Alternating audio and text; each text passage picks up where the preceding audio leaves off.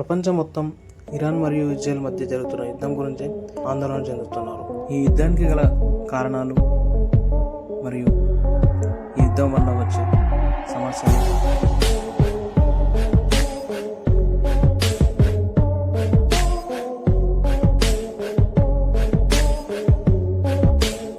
ప్రపంచ దేశాలకు వచ్చే నష్టాలను తెలియజేయడమే ఈ వీడియో.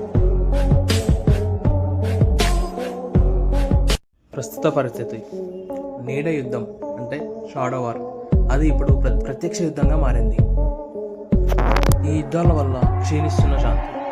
ఫిబ్రవరి 28, 2026 నుండి ఉద్రిక్తతలు తీవ్రస్థాయికి చేరాయి. ఇరాన్ యొక్క రివల్యూషనరీ గార్డ్స్ IRGC ఇజ్రాయెల్ రాజధాని టెల్ అవీవ్ మరియు ప్రధాన సైనిక కేంద్రాలపై క్షిపణులతో దాడులు చేసింది. దీనిలో అమెరికా ప్రమేయం. అమెరికా అధ్యక్షుడు డొనాల్డ్ ట్రంప్ నాయకత్వంలో అమెరికా తన యుద్ధ విమానాలను F-22 మరియు నౌకాదళాన్ని రంగంలోకి దించింది. ఇరాన్లోని ప్రధాన చమురు కేంద్రాల సైనిక స్థావరాలపై ఇజ్రాయెల్ మరియు అమెరికా ఉమ్మడి దాడులు నిర్వహిస్తున్నాయి. హోర్ముజ్ జలసంధి, స్ట్రెయిట్ ఆఫ్ హార్మజ్. ఇరాన్ ప్రపంచ చమురు సరఫరాలో కీలకమైన ఈ మార్గాన్ని మూసివేస్తామని హెచ్చరించింది. దీనివల్ల ప్రపంచవ్యాప్తంగా చమురు ధరలు పెరిగే అవకాశం ఉంది. యుద్ధానికి ప్రధాన కారణాలు ఏమిటంటే, మొదటిది అణు కార్యక్రమం. ఇరాన్ అణ్వాయుధాలను తయారు చేస్తుందని ఇజ్రాయెల్ మరియు పాశ్చాత్య దేశాల్లో ఆందోళన.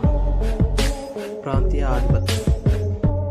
లెబనాన్ హిజ్బుల్లా, యెమెన్ హూతీలు, సిరియాలోని గ్రూపులకు ఇరాన్ మద్దతు ఇవ్వడం ఇజ్రాయెల్కు ముప్పుగా మారింది. మూడవది ప్రతీకార దాడులు. గతంలో జరిగిన తమ శాస్త్రవేత్తల హత్యలు మరియు వ్యాపార కార్యకలాపాలపై దాడులకు ప్రతీకారంగా ఇరాన్ ఈ దాడులు ప్రారంభించింది. ఈ యుద్ధాల వల్ల ప్రపంచంపై ప్రభావం ఎలా ఉందంటే, ఆర్థిక వ్యవస్థ.